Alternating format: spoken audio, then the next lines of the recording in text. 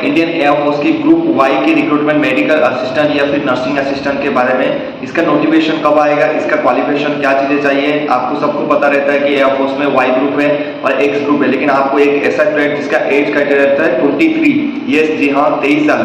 और Indian air force में एक अकेला ट्रेड है ये जिसमें पहले फिजिकल होता है, बाकी बाद में रिटिन होता है। आपने बहुत सारे Indian air force, Indian navy exam देखा होगा जिसमें सिर्फ रिटिन पहले होता है, बाकी फिजिकल बाद में होता है। लेकिन मेडिकल असिस्टेंट एक ऐसा ट्रेड है जिसमें फिजिकल पहले होता है और रिटिन बाद में होता है। चलिए स्क्रीन पे लेके मैं आपको समझाता हूँ पूरी डिटेल्स के साथ, बने रहे वीडियो में। में आ चुके हैं। ये एक पुराना है, 2023 का, ये 8 फरवरी का है जो तमिलनाडु में निकला था। इसका जो भी नेक्स्ट वैकेंसी वो वीडियो लास्ट में बताऊंगा, नेक्स्ट वैकेंसी इसका डेट कब है आपकी स्टेट के। यहाँ पर ये है ग्रुप वाई, आपको जैसे ही पता है ग्रुप एक्स और वाई होता है इंडियन एयरफोर्स में, तो यहाँ पर ग्रुप वाई ये नॉन टेक्निकल में आता है। उसके बाद ये ओनली मेल कैंडिडेट के लिए फिलहाल है, लेकिन मुझे लगता है नेक्स्ट भर्ती से ये फीमेल कैंडिडेट के लिए भी अलाउ कर दिया जाएगा, ऐसा मुझे लगता है, but I am not sure. 50-50% chances है। सारे ट्रेड में इंडियन एयरफोर्स बहुत इनिशिएटिव ले रहा है, तो मुझे लगता है ये मेडिकल ट्रेड में तो लड़की जा सकते हैं और यहाँ पर उनको अलाउ कर देना चाहिए। चलिए यहाँ पर 2 एंट्री होता है दोस्तों। एक होता है आपकी जो 10+2 लेवल का भर्ती होता है और दूसरा होता है आपकी बीएससी इन फार्मेसी या फिर जो डिप्लोमा डिग्री होल्ड करते हैं मेडिकल ट्रेड में, उनकी भी वैकेंसी होता है। अगर आप इंडियन आर्मी की नर्सिंग असिस्टेंट के लिए ट्राई कर रहे हो या फिर मेडिकल असिस्टेंट नेवी के लिए भी ट्राई कर रहे हो, वहाँ पर अगर आपकी एज क्राइटेरिया नहीं फिल कर पा रहे हो 21 साल, यहाँ पर आप आके 23 साल वाला दे सकते हो। कोई भी अग्निवीर स्कीम नहीं है, 4 साल करके आपको कहीं नहीं जाना है, परमानेंट स्कीम है। जैसे आपको पेंशन वगैरह सारे फैसिलिटी है, लाइक इंडियन आर्मी और नेवी में जितना है मेडिकल ट्रेड्स, वो अभी भी परमानेंट है, उनको अग्निवीर नहीं किया गया है, ना आगे फ्यूचर में होने वाला है। तो ये बहुत चांसेस है कि नहीं होगा, तो थोड़ा ध्यान से देखेंगे। यहाँ पर देखिए ये डेट दिया है ग्रुप टेस्ट मेडिकल असिस्टेंट, और ये डिस्ट्रिक्ट उनका दिया है कौन कौन से डिस्ट्रिक्ट में है। हम मेनली यहाँ पर बात करेंगे कि क्या क्या चीज़ें होता है, एक्चुअली एलिजिबिलिटी क्राइटेरिया के बारे में बात करेंगे। चलिए नहीं नीचे चलते हैं। यहाँ पर देखिए मैरिटल स्टेटस, यानी आप मैरिड हो या अनमैरिड हो, इसका स्टेटस है। आप अनमैरिड होना चाहिए। Candidate should be unmarried and born between 2002 से लेकर 2006 तक। अगर आप मेडिकल असिस्टेंट ट्रेड के लिए 10+2 लेवल में अप्लाई कर रहे हो तो वहाँ पर आपकी 21 साल लास्ट होता है। लेकिन अगर आप बीएससी इन फार्मेसी किए हैं या फिर डिप्लोमा कहीं भी मेडिकल असिस्टेंट ट्रेड में आपने किया हुआ है, वहाँ पर आपको मिलेगा 23 साल। यहाँ पर देख सकते हो 99 का डेट ऑफ बर्थ से नीचे आपकी नहीं होना चाहिए, 27 जून 99 और 27 जून 2004 के बाद आपका जो जन्म तिथि है वो नहीं होना चाहिए, ठीक है। तो यहाँ पर इनका क्या होता है, दोनों के बीच में बॉन्ड होना चाहिए। उसके बाद चलते हैं यहाँ पर। अगर आप एक चीज़ और बता दो, अगर आपने डिप्लोमा किया हुआ है या फिर बीएससी फार्मेसी किया है, यहाँ पर अगर आप मैरिड हो तब भी चल जाएगा, कोई दिक्कत नहीं है। लेकिन अगर आपने 10+2 लेवल में दे रहे हो तो आपको अनमैरिड होना बहुत जरूरी है। एजुकेशन क्वालिफिकेशन देखते हैं। Candidate should have pass 10+2 intermediate या फिर इक्विवेलेंट एग्जामिनेशन, या तो 12वीं पास हो या फिर इंटरमीडिएट पास हो या फिर उससे इक्विवेलेंट कोई भी एग्जामिनेशन पास हो, with physics chemistry biology and English from an educational board listed in CBSE जो भी member with A minimum 50% in aggregate. मतलब आपका जितना भी टोटल मार्क था उसमें आपका 50% मार्क होना चाहिए और 50% मार्क इन इंग्लिश होना चाहिए। एक तो ये क्वालिफिकेशन हो गया, इससे आप एंट्री कर सकते हो, लेकिन आपकी एज 21 साल रहेगा, वहाँ पर 17 से 21।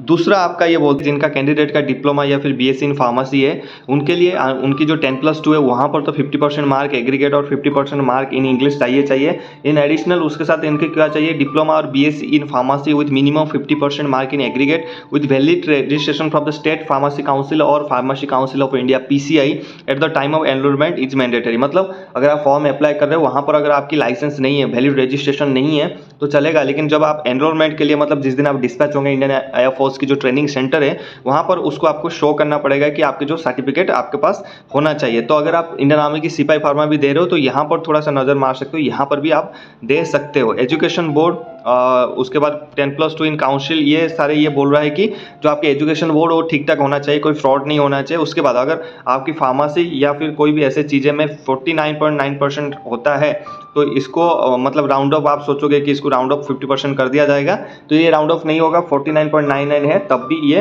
49 में ही काउंट होगा, तो इसके लिए आप एलिजिबल नहीं है। इसके साथ आपका मेडिकल स्टैंडर्ड बता देता हूँ, बाकी चीज़ कोई इंपॉर्टेंट नहीं है।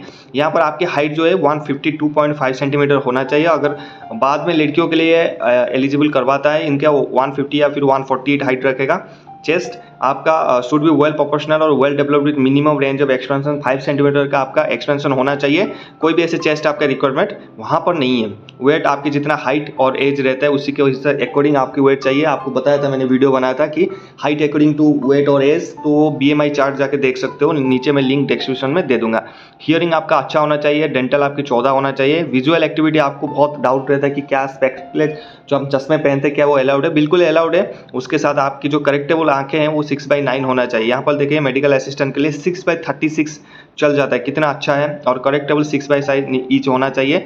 मैं जो मिनिमम ऑफ रिफ्रैक्टिव एरर आपका not exceeding plus 3.50 D including astigmatism वो नहीं होना चाहिए। कलर विजन CP थर्ड होना चाहिए आपकी, उससे ज़्यादा नहीं होना चाहिए, ठीक है। यहाँ पर ये चीज़ें देख लिया। बाकी आपने जो ड्रग्स लेते हो या फिर टैटू वगैरह है वो चीज़ें देख लेना। रिटन टेस्ट आपका वही 45 नंबर पे होगा, 1 मार्क का 1 क्वेश्चन आएगा। वहाँ पर 0.25 का आपका क्या बोलते हैं जो रॉन्ग आंसर दोगे वहाँ पर आपकी नेगेटिव मार्किंग में कट जाएगा। उसके बाद एडेप्टेबिलिटी टेस्ट 1, एडेप्टेबिलिटी टेस्ट 2 होगा। उसके बाद मेडिकल एग्जामिनेशन में ये सारे चीज़ मेडिकल आपका होगा, like blood, haemogram, urine, biochemistry, x ray, chest, any others, ये जितने भी सारे टेस्ट है स्क्रीनशॉट आप ले सकते हो। ये जो PDF है मैं आज ऑफिशियली वेबसाइट अपना जो टेलीग्राम चैनल है वहाँ पर डाल दूंगा, आर्मी सर ऑफिशियल में, वहाँ से इसको डाउनलोड आप कर लेना और देख लेना, अच्छा से पढ़ लेना। अगर आपको मेडिकल जो काम करने के लिए बहुत मज़ा आता है मेडिकल लेवल में काम करने के लिए। पे एंड अलाउंस में आपको थोड़ा बता देता हूँ। ड्यूरिंग ट्रेनिंग आपको स्टाइपेंड मिलेगा 14,600 रुपया, और ट्रेनिंग के बाद उसके बाद आपको 26,900 पर मंथ बेसिक पे मिलेगा। उसके बाद मिलिट्री सर्विस पे DA वगैरह, HRA, compassionate personal maintenance allowance, CPMA, LRA, ये सारी चीज़ मिलेगा। हायर एजुकेशन के लिए भी आपको बहुत सारे ऑफर्स वहाँ पर मिलते हैं। पर्क्स में आपको क्या क्या मिलता है? Ration, clothing, medical facilities, accommodation, CSD facility, leave 60 days plus 30 days casual leave मिलेगा। यहाँ पर LTC आपको मिलेगा, ग्रुप इंश्योरेंस कवर 55 लाख का मिलेगा, ठीक है। यहाँ पर देखिए 1300-3200 per month for airman and facility group housing scheme also extended, ये सारे चीज़ आपको मिलेगा। वेरिफिकेशन एलिजिबिलिटी यहाँ पर दिया है। बाकी फिजिकल फिटनेस टेस्ट के ऊपर थोड़ा सा ध्यान दे देते हैं। फिजिकल फिटनेस टेस्ट अगर बात करें तो PFT consist of 1.6 kilometre run completed within 7 minute, 7 minute का अगर कंप्लीट करना है for the candidate up to age of 21 years, okay. And 7 minute 30 second for the candidate above 21 years holding BSc pharmacy और diploma degree. In additional candidate will have complete 10 pushup, 10 situp, 20 squat with the stipulated time to qualify the physical fitness test. इनका मैं time आपको बता देता हूँ, थोड़ा आपको clear करता हूँ। Candidates are advise to sports और ट्रैक पैंट ये आपके साथ लेके आने के लिए बोल रहा है। देखिए यहाँ पर मैं आपको क्लियर कर देता हूँ। जो जैसे आप 10+2 में एंट्री कर रहे हो तो आपको 7 मिनट में कंप्लीट करना है। आप BSc के लेवल पे एंट्री कर रहे हो 7:30 में कंप्लीट करना है। इसके बाद आपको 10 पुशअप, 10 सिटअप, 20 स्क्वाट्स लगाना होगा, जिसमें 10 पुशअप आप 1 मिनट में, 10 सिटअप आप 1 मिनट में, 20 स्क्वाट आप 1 मिनट में, सॉरी ये 1.5 कभी कभी देता है, या तो लड़कों के लिए 1 ही देता है। तो 1-1 मिनट में ये तीनों चीज़ आपने कंप्लीट करना है, चाहे आप BSc के थ्रू आ रहे हो या 10+2 लेवल के थ्रू आ रहे हो। आपकी फिजिकल, आपकी डेट ऑफ बर्थ, आपकी मेडिकल, आपकी सैलरी, ट्रेनिंग पीरियड का सैलरी, सारे चीज़ मैंने बता दिया है। अगर आपको लगता है कि ये जो नोटिफिकेशन है इसका जो भर्ती है वो अगले 1 या 2 महीने के अंदर आउट हो जाएगा, और मुझे ये लगता है कि ये लड़कियों के लिए भी अलाउ कर दिया जाएगा, तो इसके लिए आप प्रिपरेशन कर सकते हैं। इसके लिए अगर आपको सिलेबस या अदर्स कोई डाउट है तो आप मुझे नीचे कमेंट कर सकते हैं। वीडियो कैसा लगा कमेंट्स में बताना, और वीडियो को एक लाइक करके जाना। मिलते हैं नेक्स्ट टॉपिक में। जय हिंद, हैप्पी यूनिफॉर्म, की फाइटिंग।